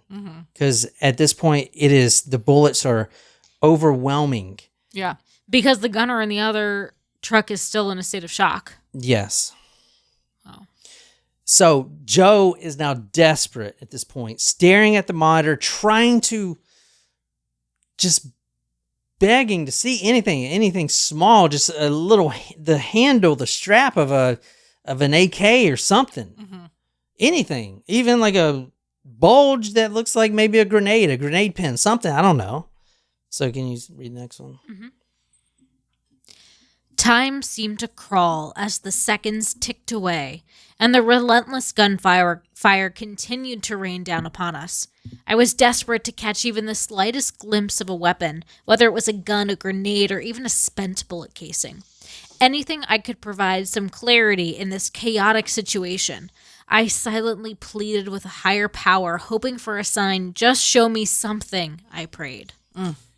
Nothing else matters. He has to make a decision because he is putting everyone's life in danger if he cannot say yes or no. It is all on him right now. These guns are not operating and he has to make a decision. He doesn't have minutes to decide. It's now. He can hear the gunner start to raise his voice, concerned that Joe Sargent was also frozen too, but Joe tells me he was just simply at that time deciding. So can you read the next one? And then it hit me. The weight of responsibility fell squarely on my shoulders. The fate of this running man rested in my hands. A simple choice of yes or no would determine whether he lived or died. It was a matter of just 2 letters for life, 3 letters for death. It was a chilling realization that I held such power over another human being. So he realizes at that point, he goes through these emotions he was telling me. Is this man armed? Is this man a threat? Is this man good? Is this guy evil? Who is this guy? This running man. He grapples with this uncertainty, this paradox he told me was, quote, maddening. And then Joe finally realized something. He realized it doesn't matter. No one's going to question him. There will be no one to verify whether this man had a gun, and there will be no repercussions. So at this point, he realizes that, and he has to weigh that into his decisions. Quote, in this moment, I became the arbiter of his destiny. I was thrust into the role of God and Allah, a savior and an executioner all at once. And then Joe tells me that he finally found something that he's been searching for since the day he initially enlisted in the army. Can you read the next one? It was a craving I had harbored deep within since the day I enlisted. The chaos of battle had handed me the reins, and now I held the power to shape a life or seal a fate. It doesn't matter whether this guy has a gun or not at this point. That's not what the concern is. And he realizes that. He was telling me that all the pain and suffering that he's seen and everything that was weighing on him also weighed in on his decisions to the final call. Can you read the next one? In mere seconds, there was a clash of negative and positive thoughts waging their own private war within my mind. He became the embodiment of everything that had gone wrong in the world. The suffering, the poverty, the starvation, hatred, and pain that plagued humanity. I laid this blame at his feet. It was he who was solely responsible. It was he who was the reason behind the atrocities of 9/11, the cause of the unending anguish and despair. Hey, the gunner's urgent voice snapped me back to reality. Does this man have a weapon? Yes.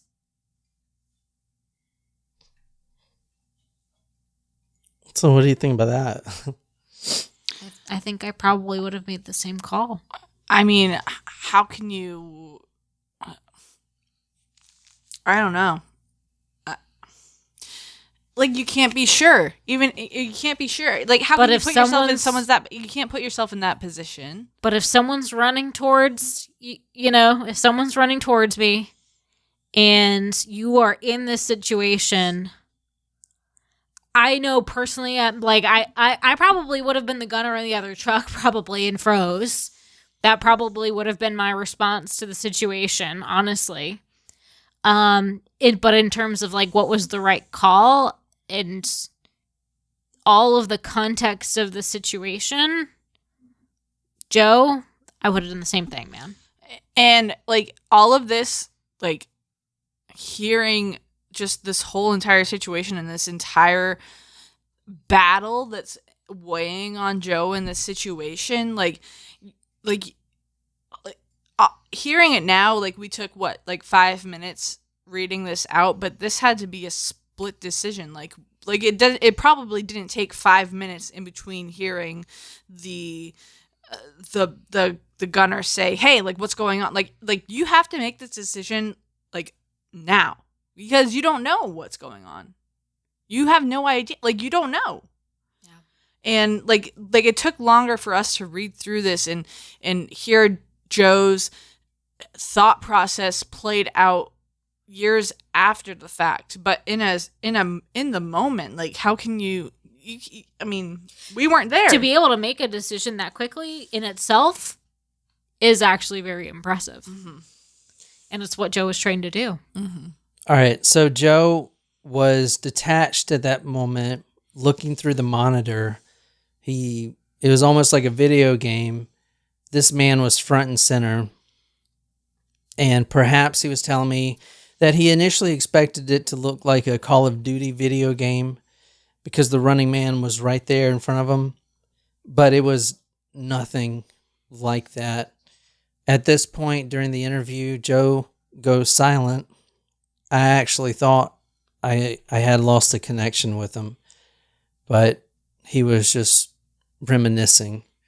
And this is his reply when he came back. It's not like in the movies or games. It's quicker, less heroic somehow. Seeing someone die, I mean. The first bullet found its mark, tearing through his leg with devastating force. I wish I could paint a vivid, gory picture like a sensational true crime story, but that would be a disservice to the truth.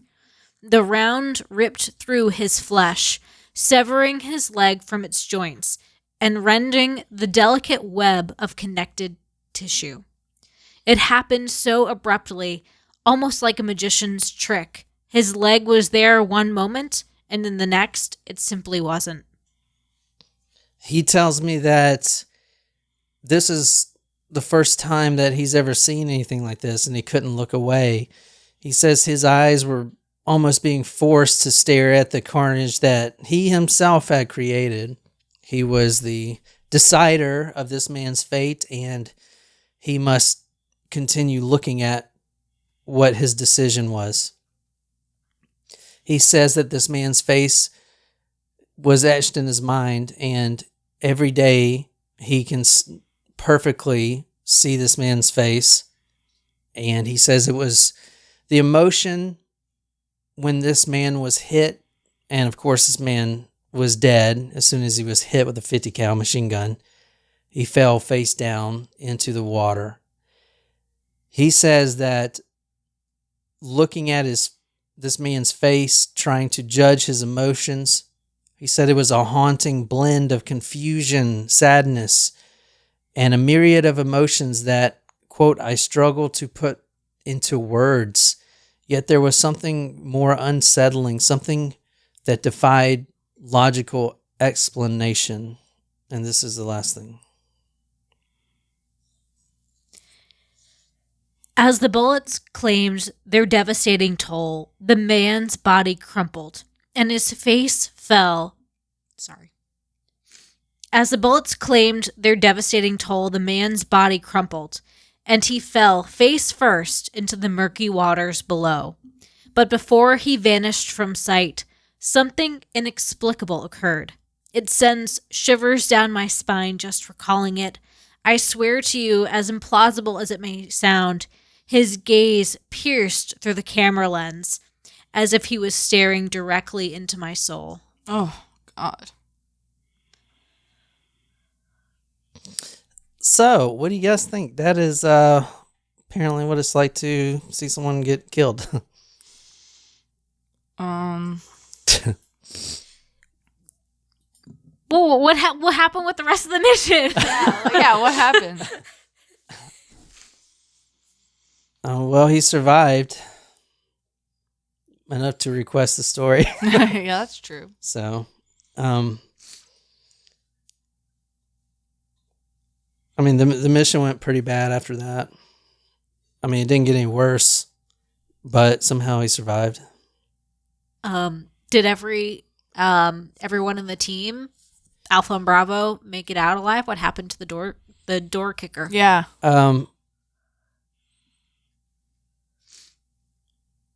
He didn't want to share that information. Okay. So that's it. Wow. Oh, well, thank you to Joe Sargent for reaching out. Like, that's an incredible... It's like you know, like I said before, like, as someone who is not overseas, who is not enlisted in the armed forces, it's like, you know, this is going on, but at the same time, you put it out of your brain because you don't want to think about it, and you don't realize how it affects the people that are over there. You just know that they're over there fighting for a cause that they signed up for to protect our country. And even if they're over there, you know, that's what they signed up for, to protect our country, like, that's so ingrained into their brain that you don't realize what they have to face every single day and what kind of decisions they have to make if they're in that kind of situation. Like I can't, like, and that's why I have the opinion that I have about, like, arming myself. Like, I couldn't have that decision over someone. Like, I couldn't put myself in that situation to feel like, and from what Joe says, it's like he thought about, like, sealing that person's fate or letting him live and having that, like, God complex, but not like, oh yeah, like, I get to decide if you live or die. Like, it was not something that was like, how can you put yourself, you can't, like, it's beyond. And so, I mean, thank you to Joe Sargent, whoever you are, that reached out to John, and I mean, Well, this story still haunts Joe. He was telling me, and it's not that he killed that man because, he wanted to. I had to. War that's war. I mean, and I'm sure it drives him almost mad to probably a lot of unanswered questions about that decision. yeah. Oh yeah, and not knowing whether or not that was. But at the same time, like all of the situation and context that I'm hearing, like I can't imagine making a different decision. Oh, honestly, No, and at the same time, like the fact that he was in that situation, regardless of what happened in that situation, he was put in that position because he was capable to do that, and he proved himself, and he knew what was right versus what was wrong. Yes. And if anyone else was in that situation, they may have made a different call that could have put other people in danger. Correct. Yes, very well said. Very well said, Jen. So, I mean, like his life was on the line, his team's life was on the line. There was a threat, and he wanted to make sure that he made the best decision for everyone, not for himself in that situation, not for the glory, not for the glory, not for the kicks of it, not to be like, oh yeah, I got a kill in Afghanistan when I was blah blah blah blah blah, where he can go and get thousands of free drinks and get first class boarding on an airport. Like honestly, you can't put yourself in that situation unless you were there.